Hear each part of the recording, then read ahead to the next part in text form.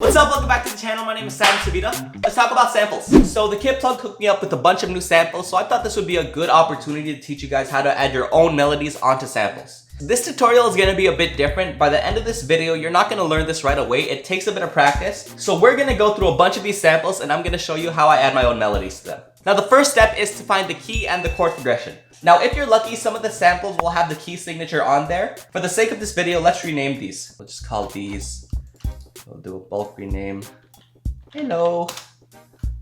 There we go. So now there's no key signatures, so we can't be cheating. Now there are a few ways to do this. You can use a program like Key Finder, or you can drag and drop it, go to edit sample, look at the pitch regions like this. The way I'm going to show you is not the easiest way, but it's going to be the most beneficial for you as a musician. I'm going to teach you guys how to find the key and the chord progression by ear. Let's get a sample, and then we're going to pull up FL keys so we have a reference. Let's hear the sample first.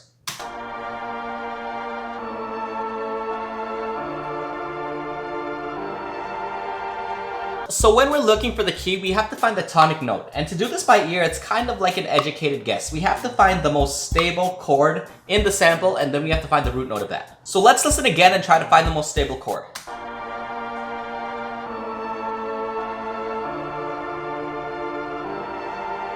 So I think the most stable chord is in this third bar. And then the strongest note is, I don't know what note that is. So we're gonna go into FL keys and try to figure it out. So I went, so it's a D. So if we play along with it, it should work. So now we know we're in the key of D minor. Now the reason I know it's D minor is because of the chord quality, because major sounds happy, minor sounds sad, this one sounds sad.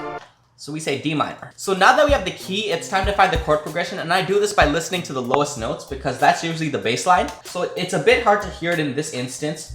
So a trick you can do is load it up to a mixer, put in a high cut, and then you can just isolate the bass manually.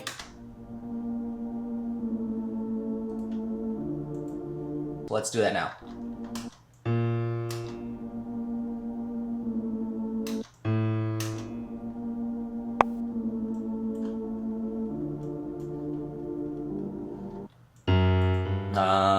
Yes. So this is the bass line.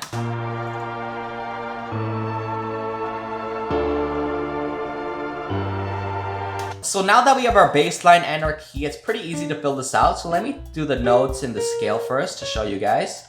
Okay, so we start here, right there. This is up here, the E. We already know this is D minor, and this goes here.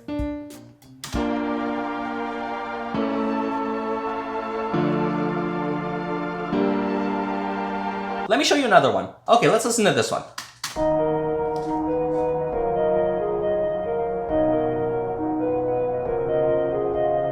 So in the last example, I did it really slowly so I can show you guys step by step. But usually when I'm doing this on my own, I go straight for the chord progression because that dictates what the key is.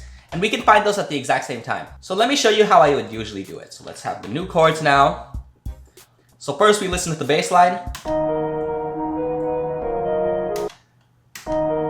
So I hear, I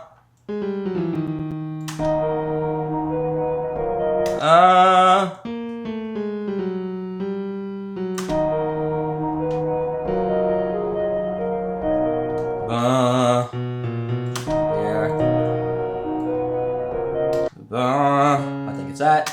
So here's the full bass line. While I was listening to the sample, I thought that this was the most stable note. So I think we're in D sharp minor. And now that we know that, we can fill out these notes pretty easily. Yes. So let's listen to it now.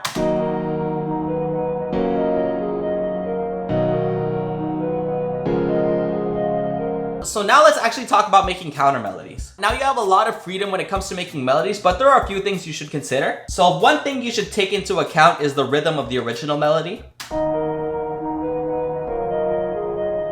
Now the melody in this sample has a really distinct rhythm, and it's your choice whether you want to follow that rhythm or do something to contrast that. So let's do one that follows it for now. And now that we know the chord progression, making the counter melody is a lot easier. So right now I'm just following the chords.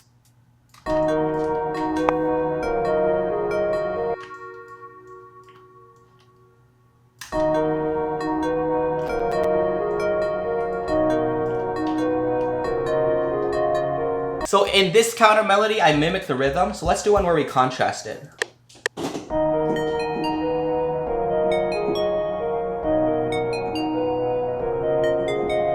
Now this melody I made is in contrast of the other one. So the other one was playing in these areas, and I play right after. So it's like a call and response.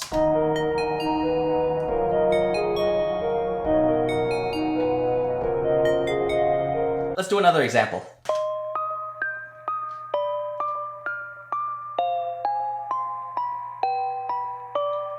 So first thing is first, once again, we listen for the bass. Bum. Bum. Bum. There.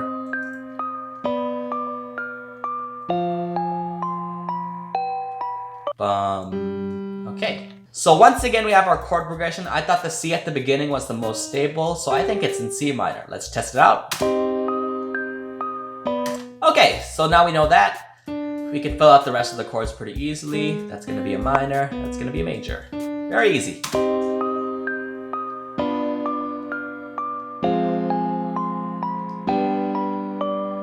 If you guys don't do it this fast, don't be discouraged. It takes a lot of practice. There is another thing you have to consider, and it's where the sample plays in the frequency spectrum. So if the sample is playing somewhere here, you don't want to make a melody there. You want to make something up here or down here. But in addition to that, you can actually just pitch the sample up or down, or just remove those frequencies altogether. So this sample takes the higher frequencies up, so let's do something in the low and the mid. So let's add a bass. And since we know the chords, this should be pretty easy.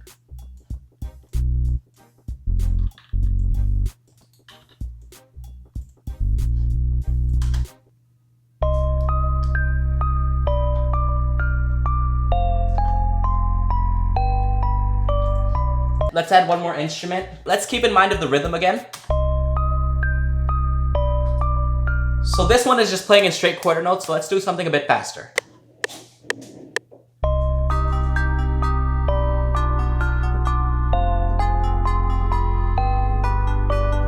And there we go. Thank you so much for watching this video. I hope you enjoyed it. Big thank you to the Kid Plug for sponsoring this video. They have so many great samples in their library. I suggest you check them out. I'll leave their link in the description, and I'll see you guys soon. If you have any suggestions, leave a comment. If you like this video, leave a like. If you really like this video, subscribe. If you didn't like this video, leave.